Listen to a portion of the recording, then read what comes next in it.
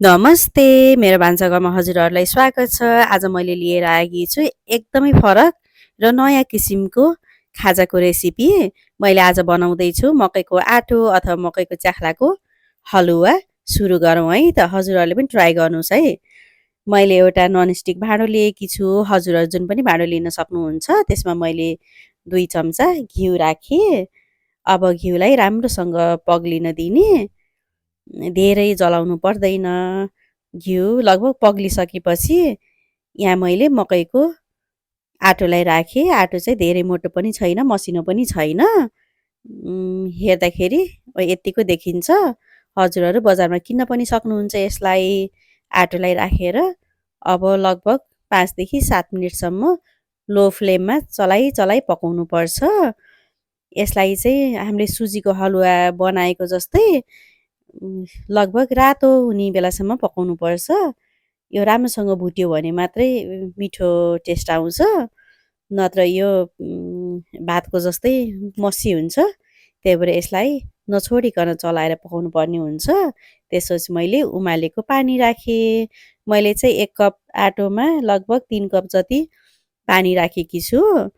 अब यो पानी राखिसकेपछि राम्रोसँग मिक्स गर्नुपर्छ, नत्र यसमा लम्प पर्ने हुन्छ।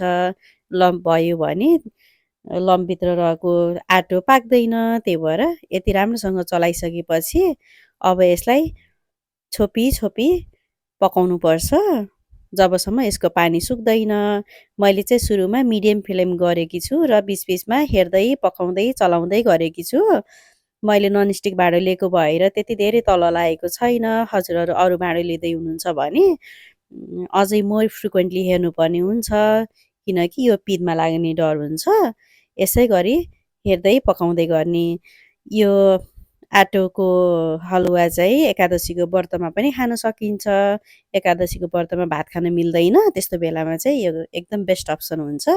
र बच्चाहरूको लागि पनि कहिलेकाहीँ चेन्ज गरौँ न त भनेर दिन सकिन्छ। बच्चाहरूको लन्च बक्समा पनि हलुवाको रूपमा पठाउन सकिन्छ। यो एकदमै भर्साटाइल किसिमको डिस हो।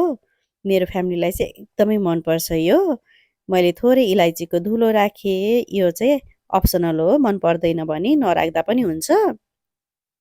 त्यसपछि मैले लगभग 4 चम्चा जति चिनी राखेकी छु। हजुरहरू आफ्नो स्वादअनुसार कतिको गुलियो खान मन लाग्छ चिनी राख्नुहोला। चिनी राखेपछि लगभग 5 मिनट जति नछोपिकन पकाउनुपर्छ, किनकि चिनीले पानी छोड्छ। चलाएर लगभग 5 मिनट भइसक्यो। हाम्रो हलुवा रेडी भइसक्यो। अब यसलाई मैले एउटा सर्भिङ बाउलमा राख्छु। सबै हलुवा सर्भिङ बाउलमा ट्रान्सफर गर्ने यसरी हेर्दै कस्तो खाउँ खाउँ देखेको छ। त्यसपछि मैले काजुले गार्निस गरेँ। हजुर आफ्नो चोइसको नट्सले गार्निस गर्न सक्नुहुन्छ। हजुरहरू पनि यसरी बनाएर खानुहोस् है त। मैले चाहिँ इन्जोय गरेँ। Happy cooking.